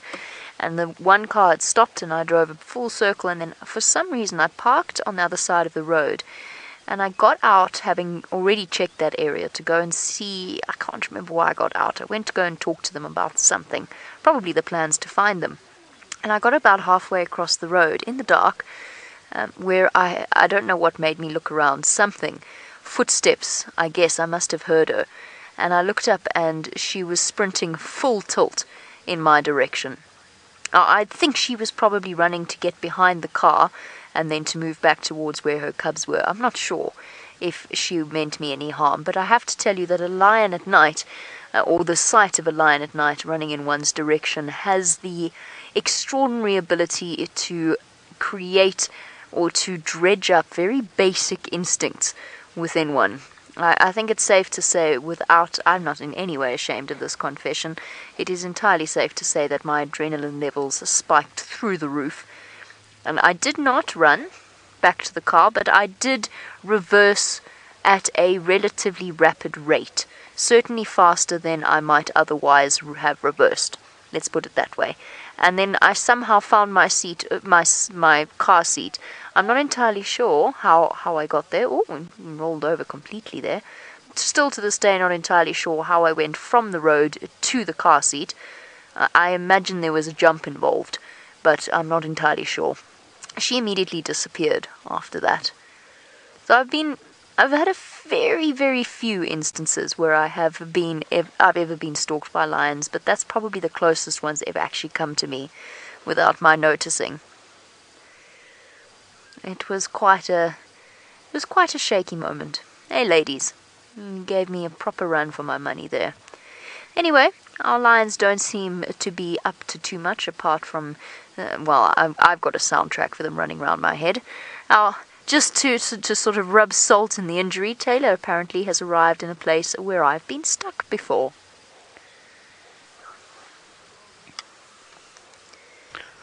Jamie, I'm shocked that you would say something like that. I was actually coming to show everybody how amazing it was that you got yourself out of that situation. Now, this is not where Jamie recently drowned herself. This was just before I went on holiday, in fact, where we raced down. We were supposed to be going on a safari parkour, and myself, Megan, and Craig decided to come and help Jamie.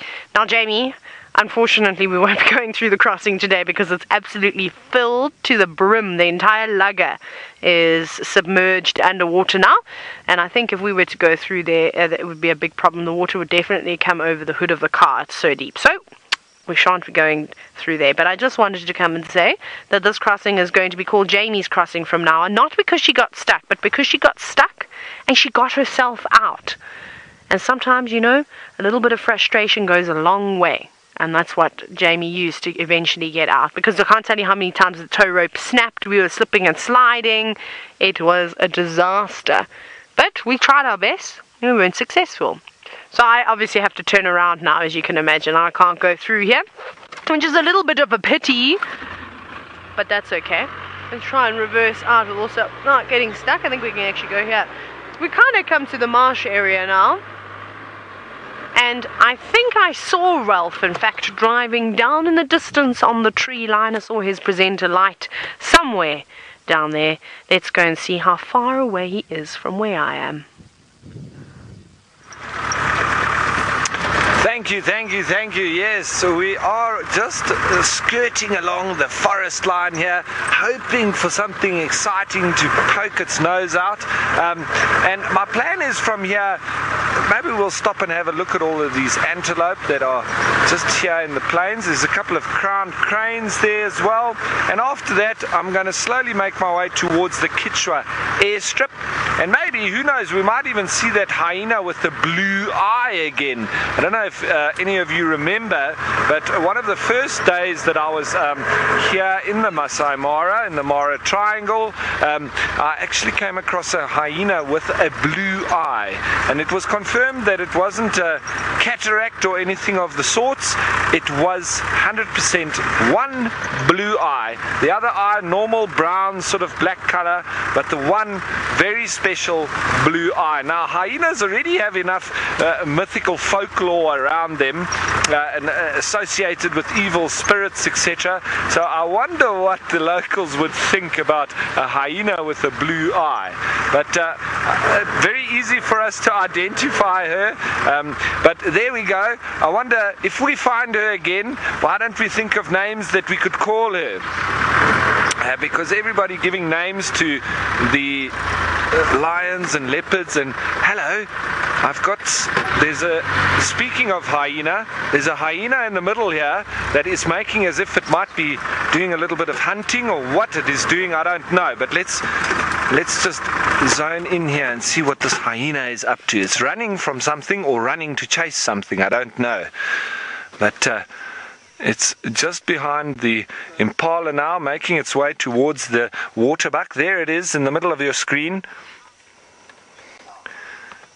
I don't know what this hyena's up to. Wow, how was that? We were speaking about hyenas, and lo and behold, there is one, and this one looks hungry.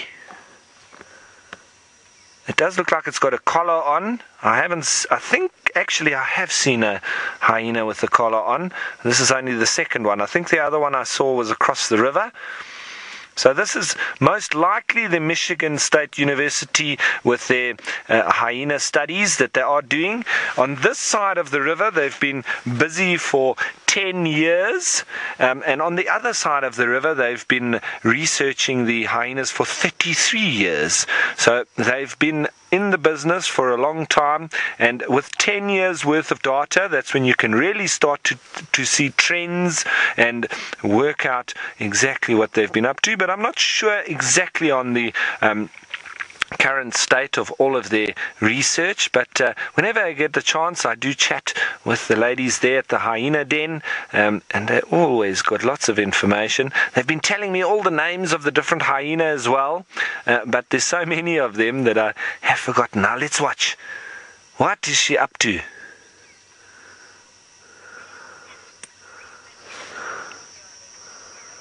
she seems to be heading now straight towards the forest. So I don't know if she was hunting or if she had been chased by something. There's definitely something going on with her, but these antelopes seem to have sort of calmed down and just carrying on about their business. But I don't know what she's up to. Maybe we should head on round there in a minute and see what she is doing. I think she might be disappearing off into the forest soon, but let's see if she turns around. We'll just wait and see here. Definitely active for something. But that's how hyenas can be. Sometimes they run in one direction and they make as if they're doing one thing, and then they'll turn around and come and do something completely different. So very difficult to predict what hyenas are going to do next. And off she goes into the forest. Probably easier for her to hunt in there if that is her intention. And I would also assume that she's a female, because they don't generally collar too many of the males. Right, she has disappeared off there now. And I don't think we're going to see her again. But that was great. We were speaking about hyenas and one popped up. Maybe we should carry on talking about them and we'll see some more. But don't forget to send in your suggestions for that blue-eyed hyena and if we're going to name her. But I'm going to start up now and see if we can go and find her. And while I do that, let's send you on back down to South Africa and see how Scott's getting on.